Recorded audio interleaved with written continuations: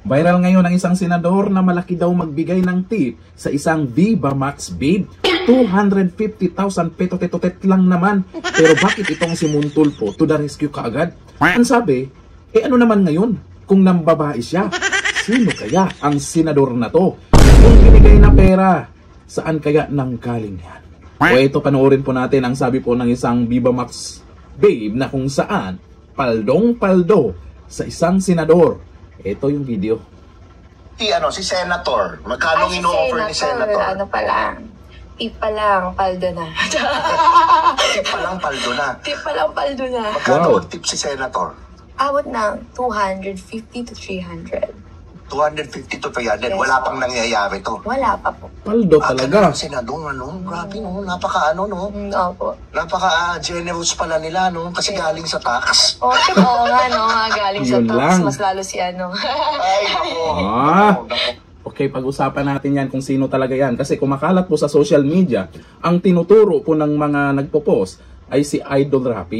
Pero hindi natin alam kung totoo man yan kasi wala namang binanggit na pangalan. May sinasabi lang na may letrang ganito, may letrang ganon, pero pasok kasi sa pangalan ni Idol Rafi. At itong si Montulfo nagsalita rin at may sinasabi, bakit mukhang to the rescue agad siya? O ayon po dito kay Montulfo sa balita ngayon, itong sabi niya, ano ngayon kung nambabae siya?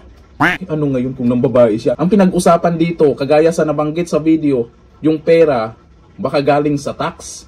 Tapos, ano naman ngayon? O, ituloy natin. Hindi pinalampas ng broadcaster na si Montulfo ang kumakalat na balita tungkol sa umano'y senador na nag-alok ng 250,000 at agad ding sinagot ang mga hakahakang itinuturo ang kapatid niyang si Senador Rafi Tulfo bilang paksa ng blind item. Hindi raw siya naniniwala na ito dahil takot sa asawa si Rafi Tulfo. Mas kay Jocelyn Tulfo. Ngunit kahit pa ipaglagay na may katotohanan ang balita, ito na. Iginiit mo na wala itong dapat ikahiya kung babae ang inuugnay sa isang mambabatas. Mas kahiya raw para sa kanya ang lalaki ang inuugnay sa kaparehong sitwasyon, sabay patukoy sa isang lalaking politiko na may di umano'y pagkahilig sa basketballista. Kasi po, sa balitang yan, kaya ito, nagsalita po si Montulfo. May mga post kasi na kung saan si Senator Rafi Tulfo daw yung andyan, kagaya po dito sa United Philippines Against Corruption. Ang nakalagay po dyan, Idol Rafi, malaki magbigay ng tip, Viva Max babe. Ang sabi po sa post na yan, binanggit po yung pangalan ni Senator Rafi Tulfo. Hindi naman tayo sure, baka hindi naman siguro niya magagawa yan. Kasi sabi ni Montulfo, ay takot siya sa kanyang asawa. Hindi porkit matapang yan. Matapang ba talaga yan? Ay, esos talaga naman. Paldong-paldo si Viva Max babe, kalain mo 250,000 petot yan. Ito ayon sa post, talagang idol si Senator Rafi Tulfo. Rafi Tulfo in action talaga. Yan ang komento ng netizen matapos i-booking ni Viva Max babe Chelsea Elore sa isang viral podcast na 250,000 kada gabi ang ibinibigay na tip sa kanya ng isang senador. Ayon kay Lore, nagsisimula sa R ang pangalan ng mambabatas. Ito na, kaya siguro nabanggit itong pangalan ni Senador Rafi Tulfo. Sino ba yung nagsimula sa letrang R na senador? At merong F naman sa apelyido. Sa lahat ng senador, tanging si Rafi Tulfo lang ang pasok sa ibinigay na clues ng sexy actress. Nako, baka nagkamali lang kayo. Kasi nag-comment dito, mayroong mga ibang senador ang nabanggit nila, hindi lang si Rafi Tulfo ha.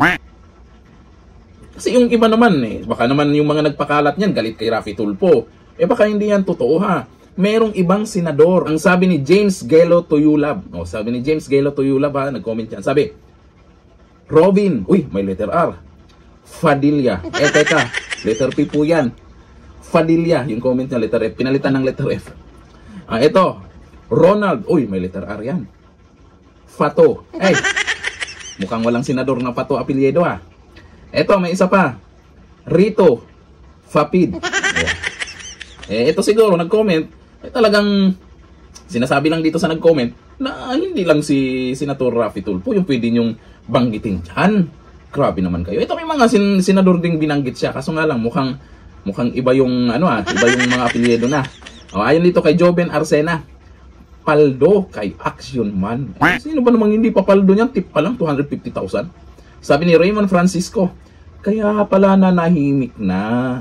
Oo, may senador na nahimik doon sa pinagyayabang niyang imbestigahan niya, pero ewan ko lang bakit na nahimik na. Sabi ni Arnel Dalin, si Idol lang ang sakalam. Yes, kayo dyan. Sabi ni Bombing Daguplo, wow, Idol, ganyan ka pala kagalante. Tiba-tiba si ate. Siyempre, sino ba namang hindi matiba-tiba dyan? Tip pa lang yan, partida ha, tip pa lang yan. Yung serbisyo na ginawa ni ate, magkano? Kasi pag sinabing tip, baka may ginawang serbisyo itong si ate sa senador na yan, kung sino man yung senador na yan. Ano kayang ginawa niya? Ano kaya sa tingin nyo? Kung bakit ganun kalaki magbigay ng tip ang senador na yan. Pero wala namang binanggit na pangalan kung sino yung senador na yan, at pwedeng itanggi ni ate na yung mga kumakalat ngayon may pangalan na at si Montulpo to the rescue pa. Grabe, paldo ah. Hanggang dito natin yun.